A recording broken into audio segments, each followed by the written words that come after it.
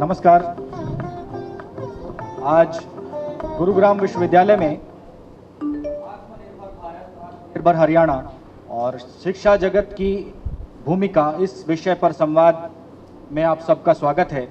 हमारे माननीय अतिथि, माननीय वक्ता, माननीय सतीश कुमार जी, माननीय कश्मीरी लाल जी और हमारे विश्वविद्यालय के कुलगुरु कुलपति जी माननीय डॉक्टर मार्कंडेय आहूजा जी मंच पर आ चुके हैं और हम इस कार्यक्रम की औपचारिक शुरुआत की तरफ बढ़ रहे हैं। सबसे पहले इस मंच पर विराजमान हमारे इस कार्यक्रम के हमारा सौभाग्य है कि माननीय कश्मीरी लाल जी, अखिल भारतीय संगठक स्वदेशी जागरण मंच, हमारे बीच उपस्थित हैं। आप राष्ट्रीय स्वयंसेवक संघ के वरिष्ठ प्रचारक हैं। आप देश भर में आर्थिक विषयों पर, स्वदेशी के विषयों पर, आत्मनिर्भर भारत, आत्मनिर्भर समाज किस प्रकार बना सकते हैं, देश में स्वदेशी की अलख जगाने के लिए आप विभिन्न विश्वविद्यालयों में, विभिन्न संस्थानों में मार्गदर्शन करते हैं, मार्गदर्शन के लिए जाते रहे हैं। आज आप हमारे विश्वविद्यालय में पधारे हैं, आपका बहुत बहुत स्वागत हम करते हैं। मैं माननीय कुलपति जी से आग्रह करूंगा कि वे शॉल द्वारा माननीय कश्मीरी लाल जी का स्वागत करें।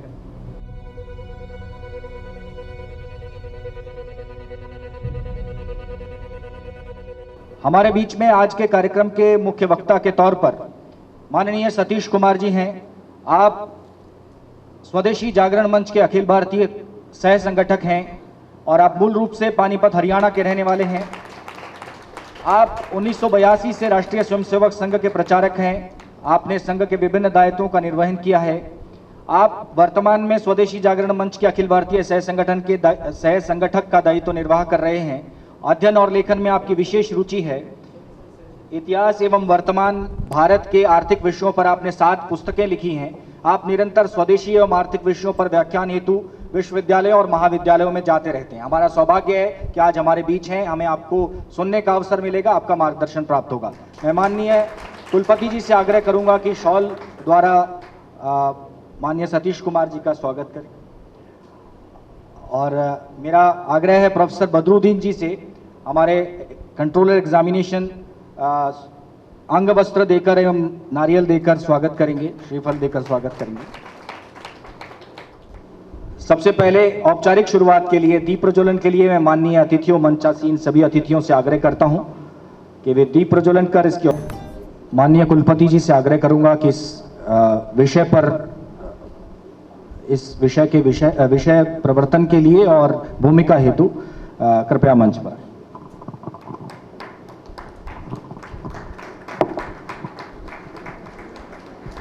आज हमारा सौभाग्य है कि हमने इच्छा और दिशा निर्देश तो हमें मिले थे कि माननीय सतीश जी हमारे विश्वविद्यालय में पधारेंगे, परंतु हमारा सौभाग्य देखें और संयोग देखें कि माननीय कश्मीरी लाल जी भी आज हमारे बीच आए हैं हमें आशीर्वाद देने। उनका भी बहुत बहुत स्वागत और बहुत बहुत अभिनंदन और बहुत बहुत धन्यवाद कि उन्होंने हमारे विश्वविद्यालय को अपने चरण डालकर कृतार्थ किया। मैं माननीय कश्मीरी लाल जी का, माननीय सतीश जी का और माननीय जगदीश जी जो मंच पर हैं और मेरे सम्मुख जितनी भी महान विभूतियां और बच्चे बैठे हैं, सभी का स्वागत करता हूं, अभिनंदन करता हूं। आज का विषय जो हमने चुना वो बहुत ही सामयिक है और समय की आवश्यकता है। आज विश्व में एक पूरी महामारी फैली है और इस महामारी ने न केवल हमें शारीरिक तौर पर नुकसान किए हैं, परंतु हमें मानसिक तौर पर, सामाजिक तौर पर, आध्यात्मिक तौर पर और इकोनॉमिक फ्रंट पर भी बहुत ही उद्वेलित किया है। इसके चलते आज विश्व की ज़रूरतें बड़ी हैं। सबसे पहले तो मैं आज के दिन 24 अगस्त, क्योंकि आज हम ये कार्यक्रम कर रहे हैं, आप संयोग देखें, मैंने एक संयोग की बात की, दूसरा संयोग देखें कि 24 अगस्त 1608 को ईस्ट इंडिया कंपनी का पहला आधिकारिक व्यक्ति भारत की भूमि पर पैर रखता है, और 24 अगस्त 1908 को पूरे 300 वर्ष के बाद भारत का एक महान सपूत, जिसे हम राजगुरु के नाम से जानते हैं, जन्म लेता है, जिनकी बदौलत आज हम अपने स्वाधीन भारत में रह रहे हैं और स्वाधीनता की बात करते हैं, अपनी खुली हवा की बात करते हैं। अमर शहीद राजगुरु जो भगत सिंह और सुखदेव के साथ शहीद हुए, और उनके चलते जो देश में मनोवैज्ञानिक दशा थी उस समय, जो हम इतने गुलामी की जंजीरों को तोड़ नहीं पा रहे थे, उसके चलते साहित्यकारों ने, स्तंभकारों ने अपनी भूमिका निभाई और भारत फिर से उठ खड़ा हुआ। और तब सुभद्रा कुमारी चौहान ने लिखा, सिंहासन हिल उठे, सिंहासन हिल उठे, राजवंशों ने भ्रकटी तानी थी, बूढ़े भारत को भी फिर से आई जवानी थी, गुमी हुई आज़ादी की कीमत हमने पहचानी थी, दूर फिरंगी को करने की सबने मन में ठानी थी, खूब लड़ी मर्दानी वो तो झांसी वाली रानी थी। अध्यापक का काम है केवल मार्गदर्शन करना, केवल उंगली दिखाना। गीता हमारे सामने उदाहरण है।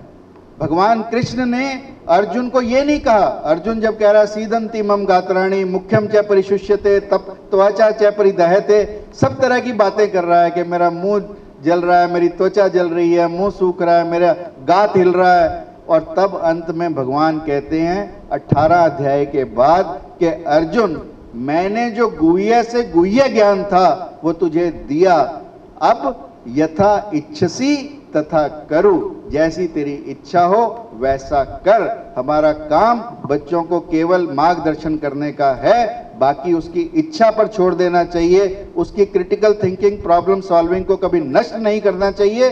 और यदि हम ऐसा करते रहेंगे तो निश्चित तौर पर जो हमारे बच्चे जब विश्वविद्यालय से या महाविद्यालय से पढ़कर जाएंगे तो वो जाते जाते ही आत्मनिर्भर हो जाएंगे, क्योंकि उनके अंदर का स्वाभिमान जगह होगा। इन्हीं शब्दों के साथ आप सब ने मुझे इतने ध्यान से सुना, इतने लंबे समय के लिए सुना, आप सबका बहुत बहुत धन्यवाद, बहुत बहुत प्रणाम। और मैं पुनः अपने माननीय अतिथियों का और आप सबका इस कार्यक्रम में स्वागत करता हूं, अभिनंदन करता हूं, अपनी वाणी को विराम देता हूं और आप सबके भीतर बैठे उस आत्मनिर्भर तत्व को प्रणाम करता हूं। बहुत बहुत धन्यवाद। क्या आत्मनिर्भरता का अर्थ वैश्विक अंतर्निर्भरता को खत्म कर देना है?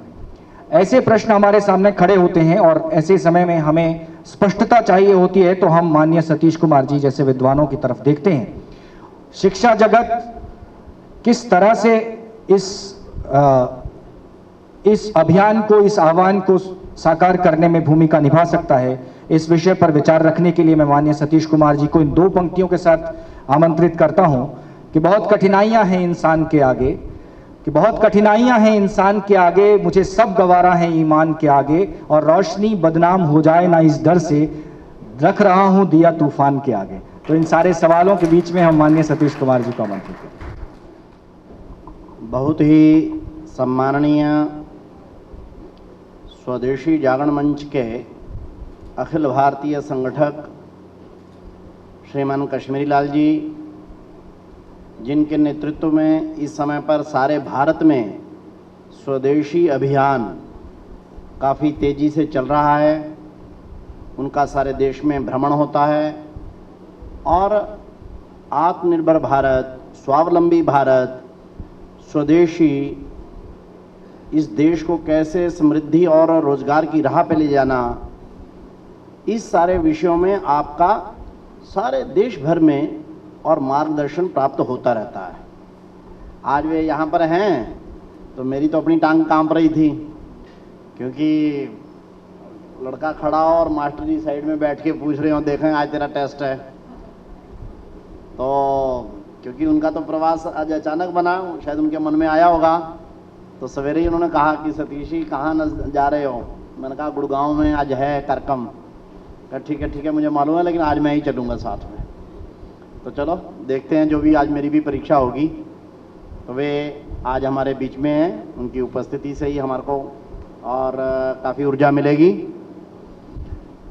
डॉक्टर मार्कंडेय आहूजा जी, उनके बारे में मुझे कुछ ज़्यादा कहना नहीं है, क्योंकि उनका हम लोग सुनते भी रहते होंगे। वैसे भी प्रोफेसरों को तो आदत होती है, मेरे को भी आदत लग गई कृष्णलाल जी कहना कि सतीश जी कम बोला करो। मैं करूँ क्या, मैं रोज़ ही प्रोफेसरों के बीच में जाता हूँ, उनकी आदत मेरे पे भी लग गई है। हरियाणा में हमारे प्रोफेसर मार्कंडेय जी भी स्वयं उसकी टीम के मेंबर हैं। हरियाणा के वाइस चांसलर्स ने एक बहुत अच्छी मूव की है कि बच्चों के रोजगार सृजन, जिसकी चर्चा अब सारी की है, इसके स्वदेशी स्वावलंबन के साथ एक संयुक्त टीम बनाकर ये सारा प्रयास पिछले 6 महीने से, खासकर लगभग 1 साल से शुरू हुआ होगा, 6 महीने से जरा गहनता से ये जो है मूव चल रही है। हम सब लोगों को भी, बाकी टीचर्स बैठे हैं अपने अपने कॉलेजेस में, अपनी अपनी क्लासेस में, इस सारे विषयों को आग्रह पूर्वक जरा हम चलाएं। खासकर इस समय पर जो हम पढ़ाई करते हुए अर्न वैल्यू लर्न के ऊपर थोड़ा फोकस करें। दूसरी बात है, सारे देश को अपना एक आर्थिक लक्ष्य भी हमेशा रखना चाहिए। जैसे हम व्यक्ति का, परिवार का आर्थिक लक्ष्य रखते हैं कि मेरी कितनी कमाई होनी चाहिए, मैं 5 साल बाद, 10 साल बाद मेरी कंपनी या मेरा घर कितना उसमें और बैंक बैलेंस होना चाहिए, ऐसी देश का भी लक्ष्य होना चाहिए। तो देश के लक्ष्य की चर्चा करते हैं, काफी लोगों ने 3 लक्ष्य मोटे तौर पर आर्थिक रूप से तय किए हैं 2030 तक। पहला लक्ष्य है भारत को 0 बीपीएल का देश बनाएंगे। बीपीएल यानी बिलो पॉवर्टी लाइन, 0। गरीब अमीर तो हो सकते हैं, लेकिन गरीबी रेखा से भी नीचे ये तो नहीं होना चाहिए। फिर स्वतंत्र भारत का मतलब क्या है? 75 वर्ष बाद भी गरीबी रेखा से भी नीचे हैं, अभी हैं 16% लोग हैं। तो 2030 तक हम लोग अपने देश की बीपीएल यानी बिलो पॉवर्टी लाइन, इसको 0 कर देंगे। भारत में कोई भी व्यक्ति गरीब तो होगा, लेकिन गरीबी रेखा से भी नीचे, यानी रोटी भी ठीक से नसीब नहीं, ऐसा नहीं होगा। 1 थिंग। दूसरा हमने कहा है, वो बड़ा महत्वाकांक्षी लक्ष्य है, भारत में 100% युवकों को रोजगार होगा। लोग कहते 100% कैसे हो सकता है? हो सकता है, भारत में हमेशा से था, अभी मैं नहीं जाता हूं उसकी डिटेल में। तो दूसरा लक्ष्य है भारत के उद्यमिता या जो इनोवेशन विशाली कह रही थी, या जो बाकी सब चीजों का जिसका अभी हम चर्चा कर रहे हैं, सारा देश मिलकर संपूर्ण व्यक्ति, संपूर्ण हमारी युवा शक्ति, 37 करोड़ युवा हैं, ये 100% रोजगार युक्त होंगे 2030 तक। और तीसरा हमने कहा है एनवायरमेंट फ्रेंडली और सस्टेनेबल ग्रोथ मॉडल अपनाते हुए, स्थायी भी हो, पर्यावरण फ्रेंडली भी हो, करते हुए 2030 तक भारत को $10 ट्रिलियन की इकोनॉमी बनाएंगे। अभी हम $3 ट्रिलियन की इकोनॉमी है, भारत का आर्थिक लक्ष्य। और इस पर अभी 23, 24, 25 सितंबर में एक नेशनल लेवल का बड़ा वेबिनार भी होने वाला है। उसके लिंक वगैरह का भी जो प्रोसेस होगा वो प्रोफेसर साहब के माध्यम से आप लोगों को आ जाएगा। लेकिन कुल मिलाकर हम सब लोग मिलकर इस दिशा में चलें तो बहुत उत्तम हो जाने वाला है। देश फिर से सारी दुनिया में जो विश्व गुरु के स्थान पर था उसकी तरफ हम बढ़ जाएंगे। अभी इतना कहना पर्याप्त। आपने इतनी देर ध्यान से सुना और अच्छे ढंग से सारा उत्तर भी दिए। आप सब लोगों का बहुत बहुत धन्यवाद। जय स्वदेशी, जय भारत। हम कार्यक्रम के अंतिम पड़ाव की तरफ बढ़ते हैं और इस विश्वविद्यालय में माननीय कश्मीरी लाल जी, माननीय सतीश कुमार जी आए हैं। ये स्मृति उनके साथ भी सदैव बनी रहे और विश्वविद्यालय की तरफ से स्मृति चिन्ह और प्रतीक चिन्ह देकर माननीय कुलपति जी इस स्मृति को जीवंत रखने के लिए मैं आग्रह करूंगा।